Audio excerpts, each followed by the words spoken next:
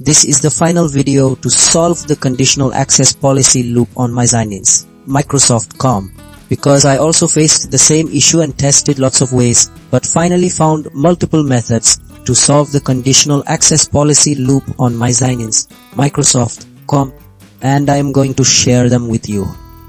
First, clearing your browser cache and cookies is critical. Old, corrupted session tokens and authentication data in your browser interfere with new login attempts, causing the loop. A fresh start ensures the system processes current credentials without stale data. Next, using incognito or private browsing mode is effective. This creates a clean temporary session, bypassing extensions, cookies, and cached data. It helps determine if a browser extension or corrupted profile causes the issue, allowing pure policy evaluation.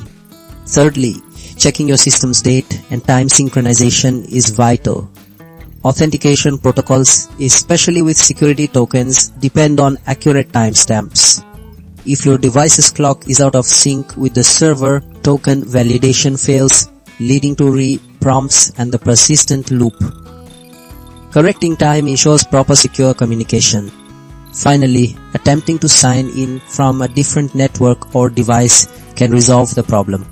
Network restrictions like firewalls, proxy settings, or device configurations might block or interfere with secure communication for conditional access.